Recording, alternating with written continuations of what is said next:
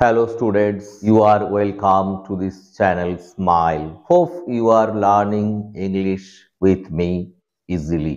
তোমাদের অনেকেরই রিকোয়েস্টে কিছু এক্সারসাইজের কাজ আমি করাচ্ছি, যেগুলো হয়তো তোমাদের খুবই ইন্টারেস্ট লাগছে, কারণ তোমরা এগুলো শিখতে চেয়েছিলে। আজকে fill in the blanks with proper verb forms given in the bracket. এগুলো হচ্ছে সেই সাবজেক্ট ভার্ব এগ্রিমেন্টের কতগুলো এক্সারসাইজেস। পার্ট 3 নিয়ে আজকে আলোচনা করছি। চলো আজকে কি আছে আমরা দেখে নিই। 2 and 2 মেক অর মেক্স 4। বলো তো কি হবে? 2 and 2 দুটো দুই, মানে এটা প্লুরাল নাম্বার। অফকোর্স প্লুরাল হয়ে গেলে মেক হবে না মেক্স হবে?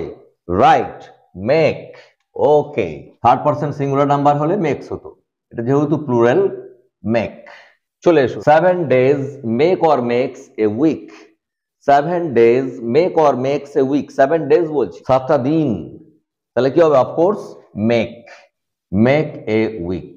Next, the cattle is grazing or grazing in the field। এখানে the cattle-টা দেখে মনে হচ্ছে সিঙ্গুলার, কিন্তু ক্যাটেল আসলে প্লুরাল। দ্য ক্যাটেল গবাদি পশুরা, তাহলে আর গ্রেজিং হবে এখানে। প্রেজেন্ট কন্টিনিউয়াস টেন্স, এটা চড়ছে, grazing in the field. Next চলে এসো। 100 rupees is oblique are too much for this item. 100 rupees বলছি, দেখো 100 টাকা। 100 টাকাটা একটা ইউনিটকে বুঝাচ্ছে। ইউনিট যখনই বুঝাবে তখন সেটা সিঙ্গুলার নাম্বার হবে। তাহলে 100 রুপি ইজ হবে না, আর হবে। অফকোর্স বলো, রাইট, ইজ। তাহলে কি হলো? 100 rupees is too much for this item। Next, gold and silver is oblique valuable metals। এই দেখো মেটালস বলেছে, দুটো ধাতু আছে, গোল্ড অ্যান্ড সিলভার। তাহলে অফকোর্স তোমরা বুঝতে পারছো দুটো সিঙ্গুলার নাউন কে অ্যান্ড দিয়ে যোগ করা হয়েছে, তাহলে of course it has become a plural subject, so it will take plural verb, of course are. তাহলে কি হলো? Gold and silver are valuable metals. Next, either he or I dash am oblique is mistaken. হয় সে, না হয় আমি ভুলটা করেছি।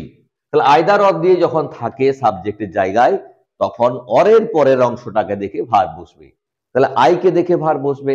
আয়ের ক্ষেত্রে অ্যাম হয় না ইজ হয়?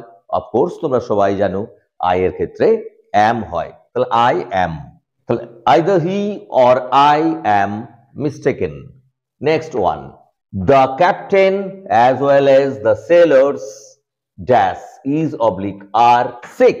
তাহলে দেখো এখানে অ্যাজ ওয়েল এজ দিয়ে যখন জয়েন করা থাকবে, তখন অ্যাজ ওয়েল এজ এর আগে যেটা আছে সেটা সাবজেক্ট হিসাবে আমরা ধরে নেব। তাহলে অ্যাজ ওয়েল এজ এর আগে কি আছে? The captain. তাহলে ক্যাপ্টেনটাকে দেখে ভার্বটা বসবে। তাহলে কি হয়? Is. Of course the captain as well as the sailors is sick. Next one, the audience dash have oblique has gone crazy. এই দেখো অডিয়েন্স, এখানে কিন্তু এস নেই, প্লুরাল ফর্ম, এটা দেখে সিঙ্গুলার মনে হচ্ছে। তাহলে singular in form but plural in meaning. এটা দেখে সিঙ্গুলারের মতো মনে হচ্ছে, অডিয়েন্স মনে হচ্ছে শ্রোতা কাম দর্শকদেরকে বোঝায়।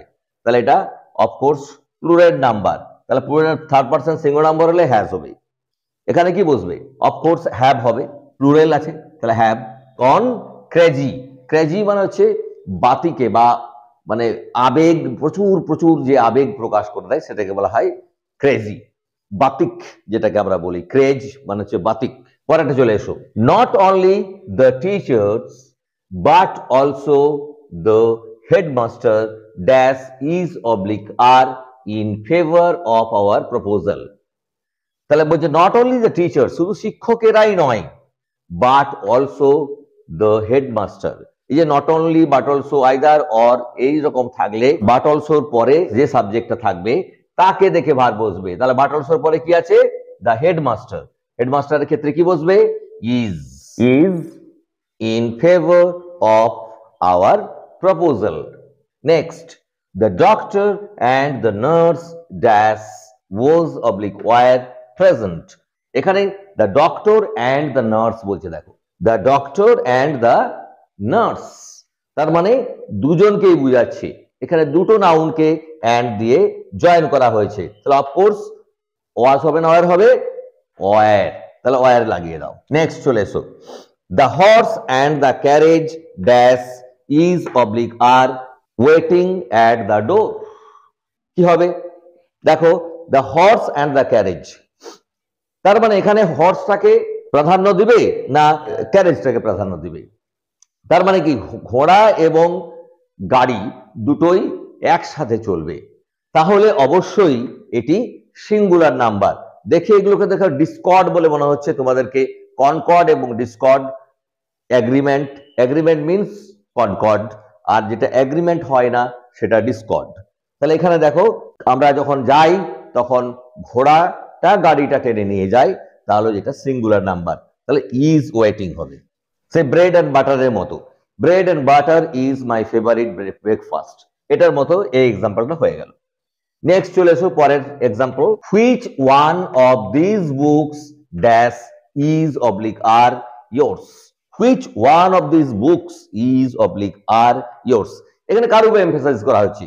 Which one of these books, এই বইগুলির মধ্যে কোনটি, কোনটা মানে একটা ওয়ান বলেছে, which one কোনটা, তাহলে এটা সিঙ্গুলার নাম্বার, তাহলে এখানে ইজ অবলিক আর এর মধ্যে কি বসবে?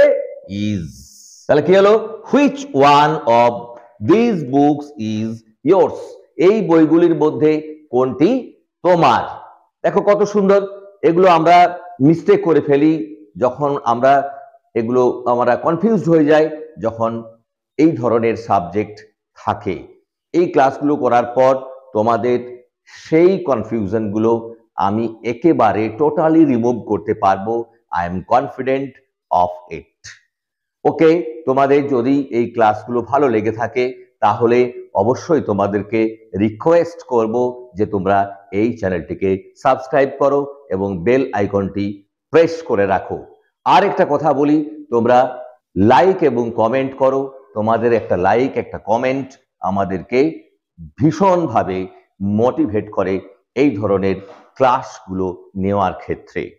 ওকে, thank you, have a good day.